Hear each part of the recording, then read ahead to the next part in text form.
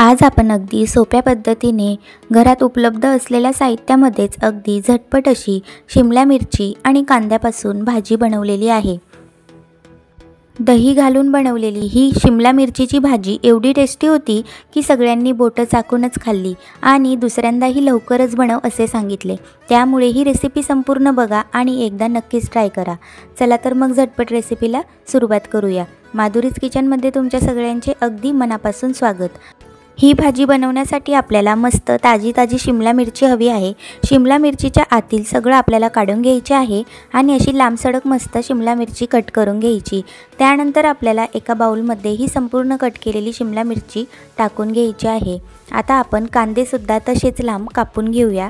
कांद्याचे वरचे साल कट करून काढून घ्यायचे आणि अशा पद्धतीने छान असे लांब आपल्याला कांदे कापून घ्यायचे आहे। मस्त बारीक असे लांब कांदे कापून घ्यायचे, छान मोकळे करून घ्यायचे आणि त्याच बाउलमध्ये आपल्याला हे कांदे सुद्धा टाकून घ्यायचे आहेत। त्यानंतर हे व्यवस्थित एकजीव करून घ्यायचे। शिमला मिरची आणि कांदा असा छान मस्त मोकळा एकजीव करायचा। त्यानंतर यामध्ये आता पुढील साहित्य टाकूया। 1 ते 1.5 चमचा आपण लाल तिखट टाकलेले आहे, अर्धा चमचा हळद टाकलेली आहे, अर्धा चमचा गरम मसाला टाकलेला आहे आणि 1 चमचा धणेपूड टाकलेली आहे। त्यानंतर आता आपल्याला यामध्ये 1 पळी तेल टाकून घ्यायचे आहे आणि चवीनुसार मीठ सुद्धा टाकून घ्यायचे आहे। तेल टाकल्यानंतर हे छान चमच्याच्या साहाय्याने मस्त एकजीव करून घ्यायचे। छान एकजीव झाल्यानंतर आता गॅसवर आपण तापायला कढई ठेवलेली आहे। या कढईमध्ये आपल्याला 2 ते 3 पळी तेल ओतायचे आहे। तेल टाकल्यानंतर यामध्ये आता आपल्याला तेल गरम झाल्यानंतर 1 चमचा जिरे टाकून घ्यायचे आहे।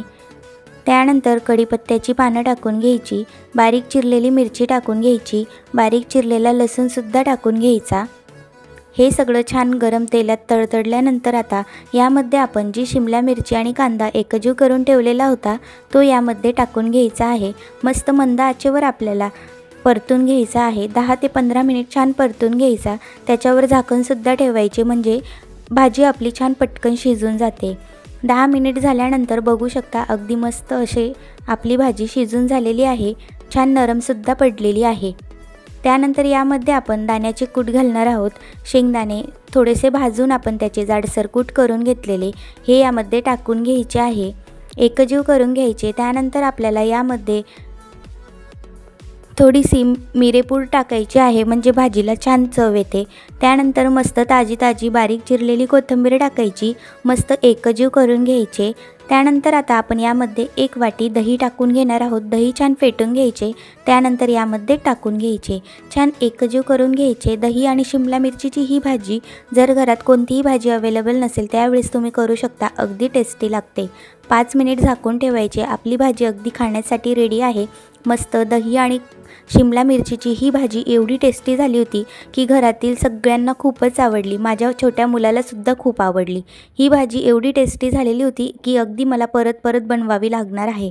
तुम्ही सुद्धा या भाजीची रेसिपी एकदा नक्की ट्राय करा। एकदम कमी साहित्यात आणि झटपट होते आणि पटकन होणारी भाजी आहे। दहीसुद्धा नेहमी घरात असते। तुम्ही झटपट ही रेसिपी नक्कीच ट्राय करू शकतात। अगदी लहानांपासून मोठेसुद्धा आवडीने खातील। चपातीसोबत सुद्धा खूपच टेस्टी लागते, भाकरीसोबत सुद्धा छान लागते। जर तुम्हाला आजचा व्हिडिओ आवडला असेल तर लाईक सबस्क्राईब नक्की करा।